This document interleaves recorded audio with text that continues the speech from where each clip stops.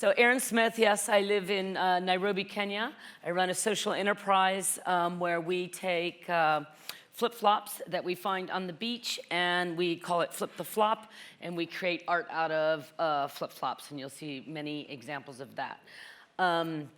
We're based in both Nairobi as well as Malindi, Kenya. A lot of you may know Malindi. It's quite a big Italian resort area. So basically, if you look at, here's the problem we have. This was taken a week ago on Manda Island near Lamu Island in Kenya, really close to the border of Somalia. This happens every week. We pay people to clean this beach. That is part of our ecosystem and our social enterprise. This is what lands on our beach. These flip-flops come from Indonesia, China, Asia, India, all over 8,000 miles, and they land up on our beaches. And there's a lot of studies about kind of the tidal waves of why this happens. So our plan is to take, quote, the crap or rubbish from the ocean that we find. We pay people for that, and we make beautiful art. We make 5-meter giraffes. We've made mini Eiffel Towers. We make huge buildings. We convert it into mattresses for prisoners. You know, we think of many different ways in which to get rid of these, the flip-flops, but obviously the art is the most amazing thing, and it represents our commitment and those that purchase it and partner with us into their belief in cleaning up the oceans. So it's a fabulous brand. This is my team. This happens to be, we were so poor at one point, we worked out of my backyard. So this is the team in my backyard, and they are all very talented wooden carvers. I am a social enterprise. We make about $500,000 a year, but it all goes back into the business. We pay for their education. We give them mortgages for their houses. We give them hot food. Sometimes that's the only meal that they get. So, you know, my commitment is not just to the ocean. My commitment is to my team and people. Our impact is not big enough. Not big enough, right? We are a small company out of Kenya. I own the company. I self-fund the company. I quit my corporate fund job to do this. It's a sexy, fun job, but if only cycling 400,000 flip-flops is not enough. We need to be educating more people. This problem is a big problem. It's looming. We hear a lot about plastic, and you'll see some of the statistics of why this problem is a bigger problem coming. So why people say to me, why are there so many flip-flops? And I myself had to ask that, and I did a lot of research, and I met with some anthropologists and some people that actually specialize in flip-flops. I didn't know they were out there. But basically, it's 3 billion people in this world can only afford one pair of shoes. And that pair of shoes is about $1, right? So that's it. So that market is growing. That's all in the emerging hot markets, right? I don't want to say poor markets, but it is the poor market. The Indian Ocean is the poor man's ocean. So it's not sexy Havaianas. They make 500 million pairs of flip-flops a year. I'm sure most of us wear them, including myself. The problem is not losing your flip-flop on your boat in Saint-Tropez, or in Capri, or in Malibu, or in Lamu Island where I live. The problem is this. This is the life of a flip-flop. It's an ugly business. It's oil-related, starts low wages, slavery, people treated like not even like humans. They make their little cheap flip-flops. They go and sell them to the local flip-flop store for $1. The guy buys them. He only can afford one pair of shoes. That's it.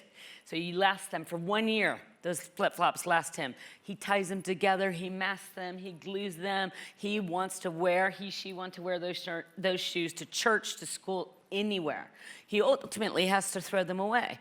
He throws them in a bin. A gentleman said fuel is one of the problems at the coast. Also, there is no waste management or recycling program, so they just throw them away. They go into a big urban dump site. Most urban dump sites in the emerging market are mafia run, not to use an old term, but they are run and controlled by people. Those things end up doing landslides and getting into waterways, ruining everything in their way. Humans, food, grass, plants, and they end up in our ocean. So what happens is when you have 3 billion people, which is the only shoe that they can wear, ultimately it's going to end up creating havoc on our earth. This is a picture. I followed this guy around in Nairobi, Kenya. This poor chap. He makes a fortune. He makes $200 a day in Nairobi, Kenya. He goes 5 times a day from this cheap flip-flop factory, buys, these are pictures, that's how flip-flops are made. They end up with these little, like waffles, we call them waffle things. You know, some guys are great and they make them as housing, rooftops, things like that. He makes $200 a day, taking that company's trash and taking it to the Nairobi dump. Well, guess what happens? That piles up. In Addis earlier this year, largest dump landslide in the world, 115 people dead. 65% of that landfill, 65% was EVA rubber. That's why that thing fell. So this is what we're living with. Ugly, ugly business. So I find this picture interesting because it's out of sight, out of mind. But really what's happening here, listening to the esteemed colleagues that told us about things in plastic and plastic bags. I mean, Nairobi's even eliminated plastic bags. What's happening here in the ocean is the convergence of the first world and the third world. And because I live in the third world, I can say it without being politically incorrect. And so it is, the convergence is there, right? Because that's coming, all those flip-flops are coming from hot, developing, emerging markets. All the plastic is coming from our conservation, our own consumption. And undersea is where havoc is taking place. So, this guy, Hero, somebody spoke earlier about UNEP's big ocean conference. We participated in Kenya. We had a turtle that had eaten a big chunk of, EVA. He was in the turtle hospital, our partner, there for 3 months. We freed him on the environmental day that the UN launched their conference. He was there bloated because he'd eaten just a small little bit of flip-flop and plastic. This is, we all know this is happening because this is what we care about. So what is our only way we can do something? I pay people in coastal communities to pick up trash. We pick all the trash up, I buy the flip-flops. We take those flip-flops, we send them to our factory. Here's the girls and the guys working on them. We manually have to clean them, wash them, stick them together, and then we make beautiful art. Beautiful art. I mean, it is stunning and it is global. We've had huge things as big as this theater. We've had things in museums. We have them in shops. We have them in BNP's been an unbelievable CSR partner to us. So we work a lot with companies and trying to raise awareness as long as it fits their CSR agenda. But this is what we do. And this is our passion. We make small waves. We make $500,000 a year. I mean, that's nothing for a company. But we're doing our part. We raise awareness. We sell on 7 continents, only the Antarctica, but now Anne goes there. She can sell our stuff there.